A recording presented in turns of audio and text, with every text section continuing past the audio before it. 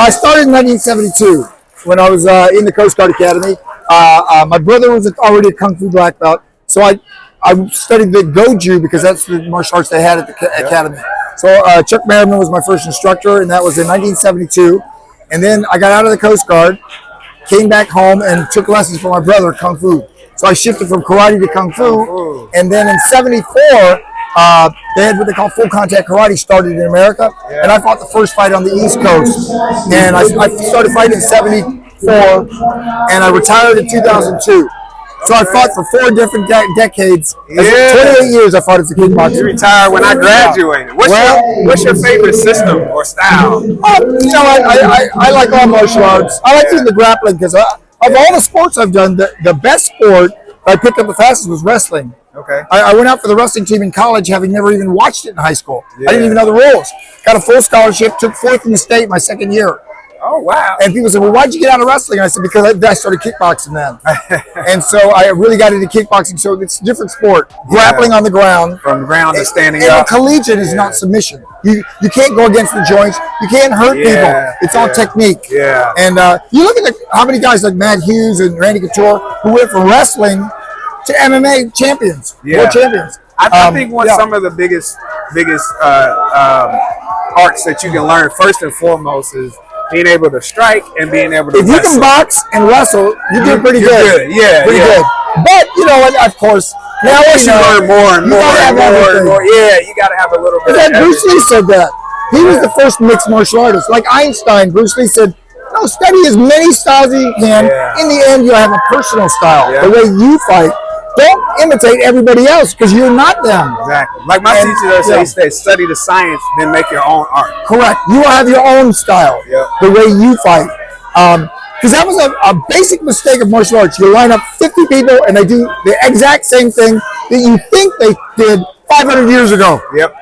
No, it's not the way to do it. You got to stay up with the times. Exactly. You got to make everything individual. Exactly. Like my favorite kick is a side kick. It may not be your favorite kick. You know what I mean? I love side kicks. Well, that's it just coincidentally happened to be Bruce Lee's as well. And I'm right-handed, but I fight right hand forward.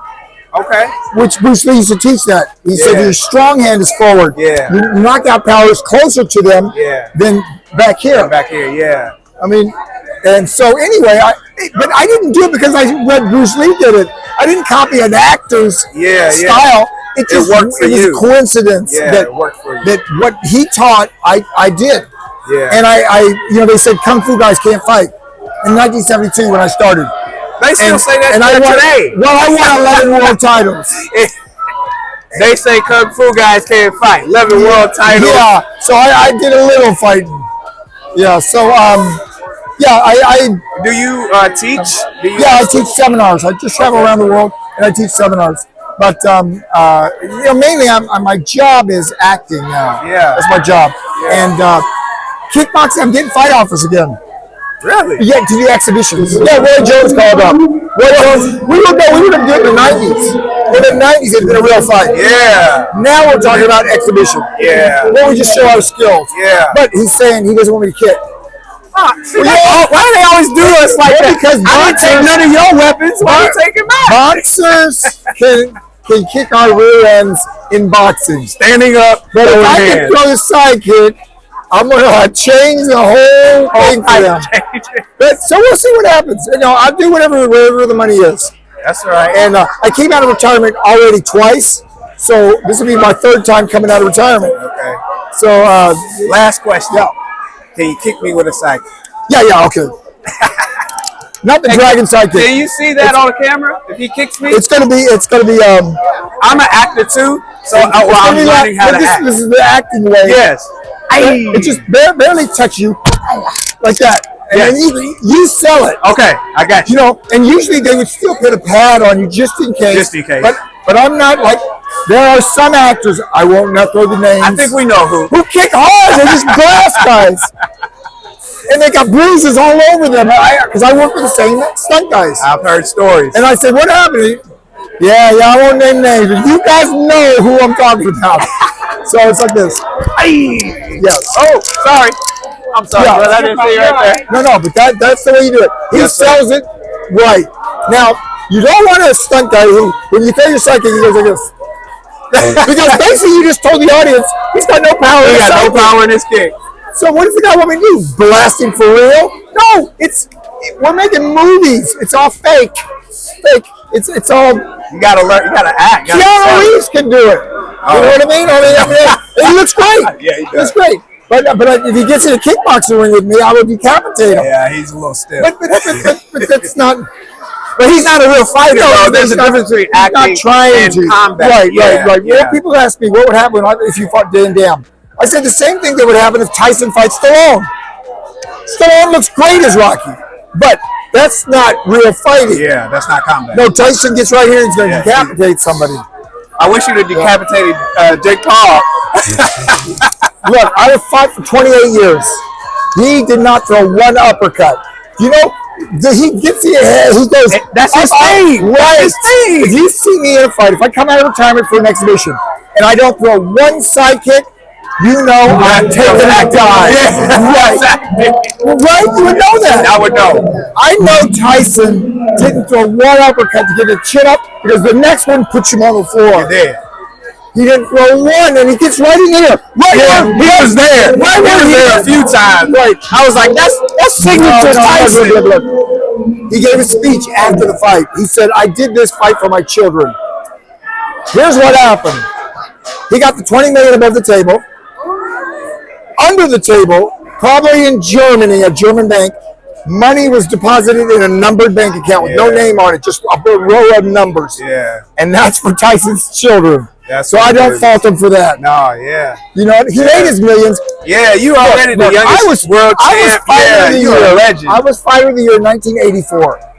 We're a little ways from 1984. Yeah. This is not me in my prime. I'm 70.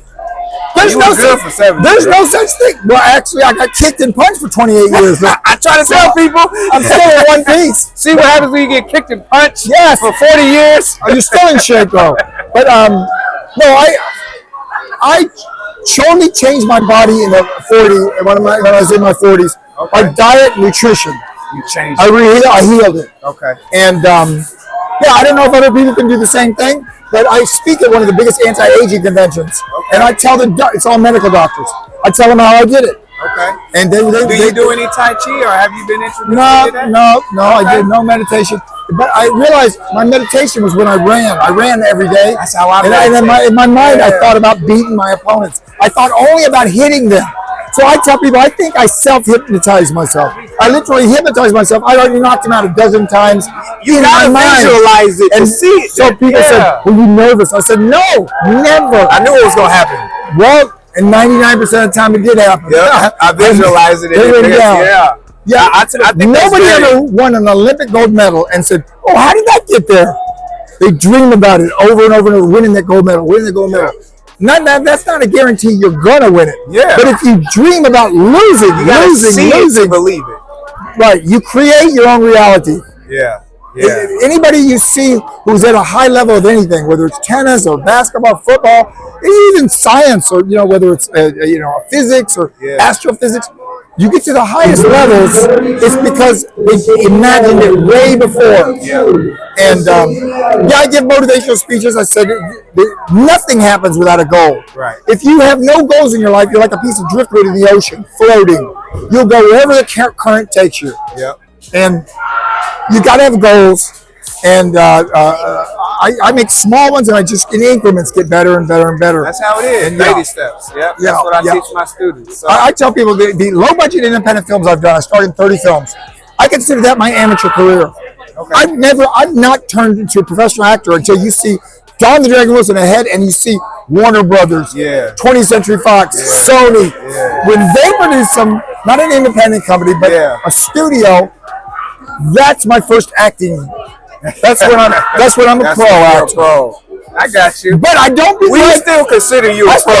I still made some good money doing my low budget. I'm just saying, I look at it as the beginning, the learning phase of my acting career. Yeah. Like I did point fighting first for several years. Yeah. That was in the learning stages. Before you got to full contact. Right. Yep. Right. And then I kept studying and training anyway. Do you think some coming out of point fighting, going into full contact is better versus just jumping into full contact. No. I think it makes you a better Your striker defense and is better. It's not that, no, you can lead. First of all, I had to do the opposite. I went from point fighting to I learned to go to boxing gyms and learn how to put body weight behind it because I was doing this. I was going for all my body. Boom. Yes, exactly. But boxing, they teach you everything's combinations. So they say you throw the jab and then the right and then the hook and tell the story. 2, 3, and 4 punch combinations. But a point fighter will just go. The first one, you won't hit him. As soon as you start to throw the jab, I'm like this. And then he leans over and then I'm kicking him already. I think all the time in a real fight, if you're leaning and doing all of that, like that's bad for you. That's okay, but Mayweather does that. He goes like this, and he stands right in front of him, and there's nothing to hit. And that's the way I fought that position: side stance and leaning back, spin. As long as you can put the power with it, I think you can translate. You got to shift point fighting. I shift my body weight from back here to up here where I'm going for the knockout. Because I have 48 knockouts on my record. Usually they call you a knockout fighter with 48 knockouts. Like Marciano had 49. Okay. Yeah. But everybody says, "Oh, Don's a technician." I'm a technician because I had a good defense. You can watch my fights. You will not see on video 3 punch combinations hit me. Boom, boom, boom. No, because from point fight, as soon as the first one, you gotta be out the way. And then I gotta be out the way. I'm gone.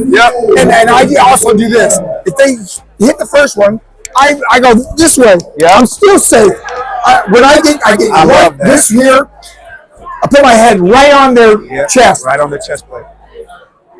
Or I'm on the other side of the ring. Or I'm gone. Yeah, you either in or out. Right. There is no in between. Right. That was my defense, and I was always moving. Because I tell people, if I hold a thing, you can hit it pretty darn hard. You can hit it hard. When I start doing this, it gets harder to hit it. You still can hit it, but not with your best shot. And then if I start doing this, and I go... Exactly. Now it's even harder to hit you. So... You got to be when the bell rings. You got to be a moving target. That's what fighters do. That's why I say the best fighters never stand still. Well, you get a guy like Leonard and what is it? Benitez or any great fighters in front of me. They're always moving. Always. Duran Duran always can move. We teach dancing as part of the fight in our school because that's a good thing. Because one of the things is if I tell you to fight and you get aggressive. You only got about 30 seconds before you. That's called. If I tell you to dance, Kimbo Slice fighting. But if I tell you to dance, he's tired. You're doing that all night. You know, we can sit here and dance all night. You're relaxed and moving. So and you got to breathe. You got to breathe. It sounds crazy, but people hold their breath. They go, oh yeah, especially when they get hit. Untrained fighters. And I missed the fighting. You know, it was fun for me. I did it 28 years. So a lot of the guys here will tell you it might have been the longest kickboxing career. They said I should apply for the Guinness Book of World Records because I won 11 world titles, which is the most any kickboxer's ever won. And the way you do it is there's 3 different styles of kickboxing. There's the Japanese kickboxing, Thai boxing, and then full contact style, waist up. That started with a PKA, American kickboxing, waist up. And I won world titles in all of them. And I fought in 4 different weight divisions. Middleweight, light heavy, super light heavy, and cruiserweight. And so I ended up with 11 world titles. But it was never my goal. My goal was to be the best martial artist I could and improve myself through contact sports. And no matter what my records was, I thought I'm getting better. Every month I was getting better. I was training better and my defense was better. I ran 6 miles every day for 10 years. Why 6? You know what? Because I ran from a certain street in Cocoa Beach. I ran on the sand, and a military base, St. Patrick Air Force Base, and it was a mile and a half. And it was 3 miles and 3 miles. Okay. That's why it's just a coincidence. The turning around place. But I ran at noon, the hottest part of the day, humidity in Florida, and I did not run on the flat surface. Everybody runs on flat surfaces. I didn't. I ran on soft sand. I thought I was sand. So my calves. I had pro boxers come to train with me because they could watch me go 10 rounds in the gym and barely breaking a sweat. And they go, man, what do you do for cardio? I said, I run on the beach. So they came up to Cocoa Beach to run with me. They last 3 or 4 days. Their legs cramp up. Their calves cramp up. They go home. Because when you're in soft sand, you don't go fast. It's slow. But every step you work, and it's all calves. Yeah. That's why I did. I ran 6 miles in soft sand. I ran soft sand. You sink in a little bit, so you're slow. Yeah. But it's you got to get used to it. That's the thing is, I didn't tell them. Yeah, then the boxers. You didn't warn them. No, if they would not run 6 miles with me, first day they should have ran 1 mile maybe. Yeah. And just do a week or two of 1 or 2 miles. Warm up. Get the calves working. Yeah. But I started them out at 6 miles. 3 days later, they go back home. They go back to Miami, 5th Street. They train in Ali's old gym. Oh, and they would come up from Miami. I'm from Louisville. Okay. Yeah. I met Ali one time. Yeah. Yeah, I met Ali. I'll tell you my Muhammad Ali story. We're at a sporting goods show. This is in the 90s. And when Ali goes to a sporting goods show, it's in Texas. It's one of the biggest in the world. Okay.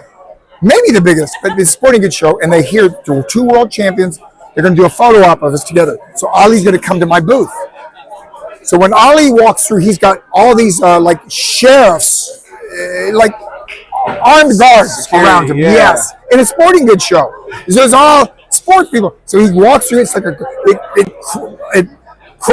the crowd separates. And Muhammad Ali comes walking out, and I got a booth like this. And he goes, heard you call me a nigger. And I said, I heard you call me a cheat. And he looked at me, and he started laughing. And he goes, like this. They took the picture. He turned around, and he said, goodbye. And he walked off. I'm like a deer in the head. Like, oh. Did that just happen? He was just messing with me. Yeah. He was messing with me. That's some old good Louisville humor. Yeah. Listen, first of all, I'm not white. Okay. I don't think Japanese ever owned any kind of slaves, as far as I know. But he messing with me. He wasn't being. In his day, there was real racism. Oh yeah, we still got. I didn't know we had it. Yeah. We had one president. It was black. The very next one was literally not. Biden's okay. He's too old, but he's okay. Yeah. But Trump is the first openly racist to me. Yeah. He's never apologized for anything, Donald Trump. He said that the Central Park 5 or whatever should be executed. Yep. Turns out they were innocent. I remember that. He put it up in the front page of the New York paper. He bought the thing and said, if he was in charge, they'd be dead. Yep. He never apologized for that. He would have killed innocent boys. Right. Turned out they didn't do it. He never said, how can you live with yourself? You don't say, I'm sorry, I was wrong. I was so mad it happened. Nothing. And the funny thing no apology. Funny thing is, think if the black president had said that before he was elected, would he have ever been elected? The same. Of course not. Listen, he was convicted of 30 felonies. Yeah. And that's why it's a cult. Oh. Donald Trump's followers, it's a cult. They don't care what he does. They asked one of them, if you heard Donald Trump shot somebody on Central Park, he said, I could shoot somebody in Central Park and not lose my voters. Yep. He said, would you vote for me? He said, the guy goes, well, he must have had a good reason. Yep. To shoot somebody in the middle of Central Park. Yep. You know what? There is no good, we're not executioners. Yeah. You're not judge and jury. Yeah. There is no good reason. Go get those police you want. Why didn't you call them? Anyway, I never would have believed we would go to a black president to a racist president. They said we're not in racist times in America anymore, No. So. This is we're closest to the Civil War days. That's how I feel. Yeah. Listen. We have a shameful history. Yeah. Because immigrants. This is a country of immigrants. Oh yeah. What does Trump say about them? He wants to throw them all in jail. Even the white people are immigrants. His wife's an immigrant. Yeah, everybody's immigrants. Yes. I'm not. My grandfather was Cherokee. I want my land back. And see, that's what I was gonna say.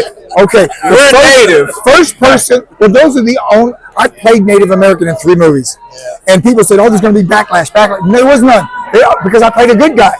So for the first time, plus I'm not white. You know the my Japanese favorite- never owned the Indians. We didn't take over Indian land. What is the one where they kept messing Europeans with took you it in over. there?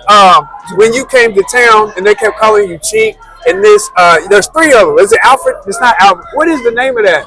Ring of Fire? No, you made 3 of them. Because Ring of Fire, I made 3 Ring of Fires.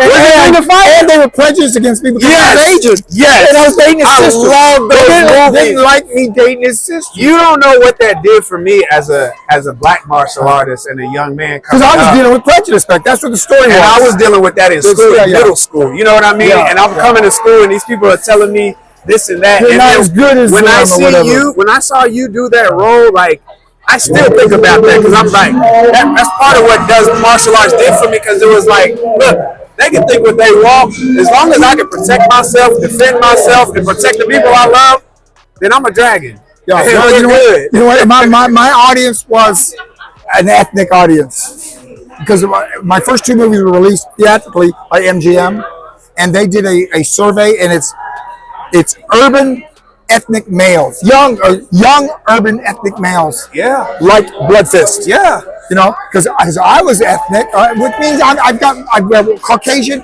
but half Japanese as well. Yeah. And you know what's weird is that I do things for the veterans in LA. I feed them and do go to the and all the recent wars, the veterans, they were fighting Asians. There's the Korean War, we fought Asians. Vietnam War, Asians.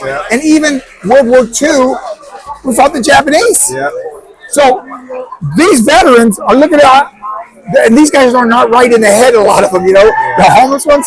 And I didn't realize, I first realized that America has been fighting against Asians recently.